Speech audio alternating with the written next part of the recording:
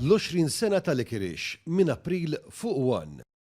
Iffaċċjata mill-medja, Roberta Metsola l-ewwel tfixklet wara ħarbet għax kienet skomda għall-aħħar u mbagħad spiċċaw biex jimblokkawna n-nies li kienu qed jakkumpanjawha.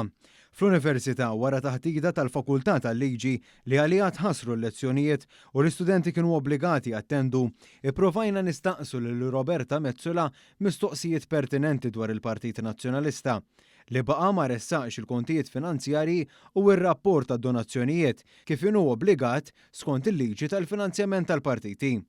Saħansitra l-Partit Nazzjonalista għal sentejn sħaħ injora 5 twissijiet li sarulu mill-Kummissjoni Elettorali. Fuq dawn il-fatti, staqsejna lil Metsola wkoll bħala Europarlamentari tal-Partit Nazzjonalista imma din mill-ewwel deret skomda tant li tfixklet. Sinjora President. Sinjor, mistoqsija żgħira. Il-Partit Nazzjonalista tikser il-liġi tal-finanzjament tal-partiti. Baqa jiksera kellu twissijiet. X'in il-pożizzjoni tiegħek? Kontenta li l-partit tiegħek qed jikser il-liġi? Jiena qatt ma jinkun kontenta meta l-allegazzjonijiet li Fuq il-Partit Nazzjonalista, mhux allegazzjoni, il-Partit Nazzjonalista kellu 5 twissijiet. dawn il-mistoqsijiet kollha li kellna u d-diskussjoni fuq hekk ħatkellimni.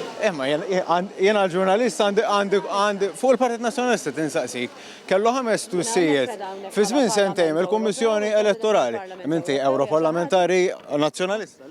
Jiena Europarlamentari u jiena kuntenta ħafna. Għandu jkollok pożizzjoni però fuq dal-ksur tal-liġi. Maltin u għawċin kollha u fuq dak kollu nitkellmu fuq l-istat ta' dritt, qed nitkellmu fuq il-protezzjoni tal-ġurnalisti, qed nitkellmu fuq dak kollu li għandu jkun. Imma fuq il-Partit Nazzjonalista m'intix twieġibni. Le, jekk irid ikun hemm diskussjoni iva dwar kif nistgħu nimprovjaw il-pożizzjoni tal-partiti politiċi kollha nagħmluha. Bl-ex viċi kap nazzjonalista Tonio Borg waraja mdawra batta kandidati nazzjonalisti li ġew magħha taħdida li kellha tkun akademika u mhux politika, Roberta Metsola tant kienet skomda twieġeb lill-midja li spiċċat ħarbet biex ukoll nistaqsuha dwar il-Parlament Ewropew. Mhux biss ħarbet imma mbagħad imblokkawna biex Metsola tkun tista' taħrab u ma tweġibx. Mistoqsija oħra rrid nistaqsi fuq il-Parlament Ewropew. Għandi mistoqsija oħra, mistoqsija sempliċi oħra.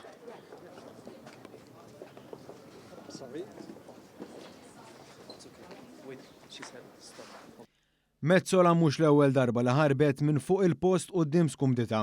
Inċidentalment f'istituzzjoni edukattiv oħra, fl-Emkast, spiċċat ħarbet mill-garax taħt l-art wara li ġiet iffaċċjata mill-ġurnalisti u bi protesta minn studenti li kritikawha għal pożizzjonijiet żbilanċjati tagħha fuq il-vant nofsani.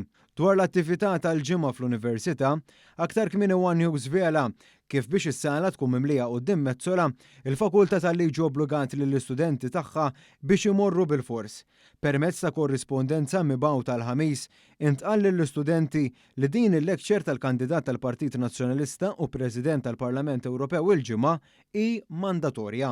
Din kienet email li ntbatet bħala tfakkira u saħansitra bħala mezz ta' pressjoni wara li kienet diġà ntbatet oħra fil-jiem ta' qabel. Iżda, kif bħal donnu dan ma kienx biżżejjed, ftit wara intbatet email oħra u ntqal lill-istudenti li l-fakultà waqfet l-attivitajiet kollha li kienu skedati għall-ġurnata. Fil-fatt ħasru l-lectures ta' dak il-ħin biex l-istudenti ikunu obbligati jmorru għal din it-taħdida ta' Metsola.